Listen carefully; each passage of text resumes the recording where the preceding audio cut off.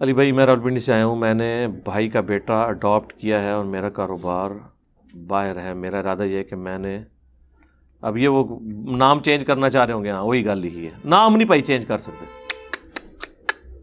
یہ کام نہیں آپ کر سکتے.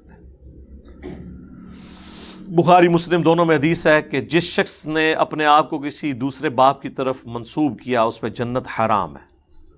صحیح مسلم میں حدیث ہے, مولا علی نے اپنے نیام سے ایک صحیفہ نکالا اور کہا کہ اللہ کے نبی علیہ السلام نے مجھے لکھوایا تھا, اس میں ایک یہ بھی لکھا ہوا ہے کہ جس شخص نے اپنے باپ کا نام بدلا اس پہ اللہ کی لعنت, اللہ کے فرشتوں کی لعنت, تمام لعنت کرنے والوں کی لعنت. یہ تو کہانی ختم ہے میرے بھائی. باپ کا نام نہیں بدل سکتے آپ, اور یہ تو فتویٰ قرآن میں آیا ہے. زید ابن حارثہ کو زید ابن محمد کہا جاتا تھا چونکہ نبی علیہ السلام نے ان کی پرورش کی تھی. قرآن میں اللہ تعالیٰ نے سورۃ الاحزاب میں اسے کنڈیم کیا اور کہا کہ لوگوں کو ان کے باپ کے نام کے ساتھ پکارو. حالانکہ کئی سالوں سے نام بولا جا رہا تھا, زید ابن حارثہ بولنا شروع کر دیا صحابہ نے. اور اسی کانٹیکسٹ میں پھر آیت بھی نازل ہوئی, ما کان محمد ابا احد من رجالکم ولکن رسول اللہ وخاتم النبیین. محمد تو کسی مرد کے باپ ہے ہی نہیں ہے, تو زید ابن حارثہ کہاں سے ہو گیا ان کا بیٹا؟ ان کے تو اپنے بیٹے بھی جوانی تک نہیں پہنچنے, بچپن میں ہی فوت ہو گئے تینوں. صحیح بخاری میں حضرت عبداللہ ابن اوفا ابن ابی اوفا کا قول ہے نا کہ میں نے نبی علیہ السلام کے بیٹے ابراہیم کو دیکھا ہے, بچپن میں فوت ہو گئے تھے. اگر وہ زندہ رہتے تو پیغمبر ہوتے, لیکن چونکہ نبی علیہ السلام پہ ختم نبوت ہوئی ہے اس لیے ان کا وہ بچہ جوانی کی عمر تک نہیں پہنچا. یہ قادیانی آدھی روایت پیش کرتے ہیں نا, دھوکہ دیتے ہیں کہ ابراہیم اگر زندہ ہوتا تو پیغمبر ہوتا, تو اس کا مطلب ہے حضور کے بعد بھی نبوت جاری ہے. تو آگے کے الفاظ ہیں, وہ کہتے ہیں بچپن میں فوت اس لیے ہوا ہے کہ نبوت جاری نہیں ہے, ورنہ تو یہ اللہ کی شان کریمی سے بعید تھا کہ ابراہیم کا بیٹا پیغمبر ہو تو محمد رسول اللہ کا بیٹا پیغمبر کیوں نہ ہو. رسول اللہ کا ایک لاڈلا بیٹا ہے جس کو حضور نے اپنی بیٹی بھی دی ہے, علی ابن ابی طالب, جن سے آل محمد چلی ہے. ان کے بارے میں بھی بخاری مسلم دونوں میں حدیث ہے. غزوہ تبوک پہلا اور آخری موقع تھا کہ اس جنگ میں رسول اللہ کے ساتھ حضرت علی نہیں گئے تو وہ رو پڑے. بخاری مسلم کے الفاظ ہیں, نبی علیہ السلام نے انہیں بلا کر تسلی دی, اے علی کیا تم اس بات پہ راضی نہیں ہو کہ تمہاری میرے ساتھ وہی نسبت ہے جو ہارون کی موسیٰ کے ساتھ.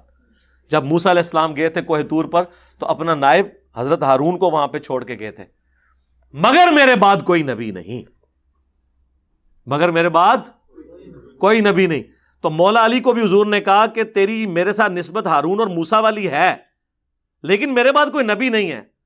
تو اگر مولا علی نبی نہیں تو قادیانی دجالتے شیعی کوئی نہیں.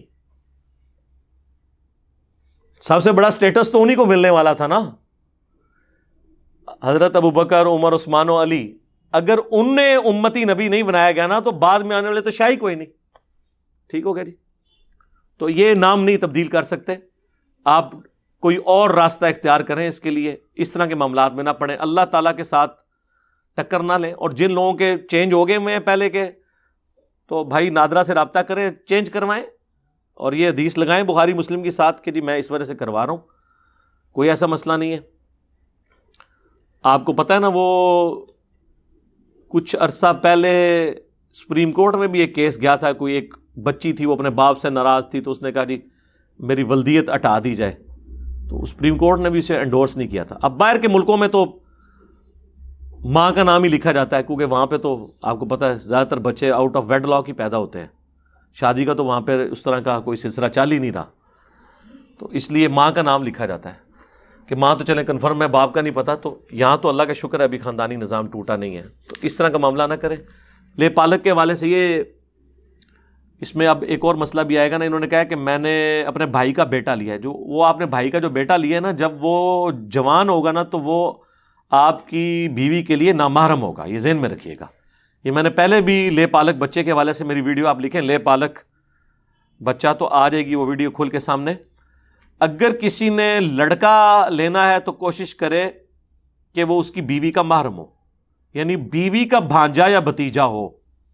لڑکی لینی ہے تو خامند کی محرم ہو, یعنی وہ اس کی بھانجی یا بھتیجی ہو, تاکہ پردے والا سلسلہ جو ہے نا وہ بعد میں پھر مسئلہ نہ بنے. پھر بھی اگر ایز اے لاسٹ ریزارٹ کو اس طرح کا بچہ لینا پڑتا ہے تو آج کل میڈیکل سائنس نے ہمارے لیے بڑی آسانی کر دی ہے. آج کل ایسے انجیکشنز اور ادویات مل جاتی ہیں جو آپ اگر عورت کو وہ انجیکشن لگائیں تو اس کا دودھ اتر آتا ہے.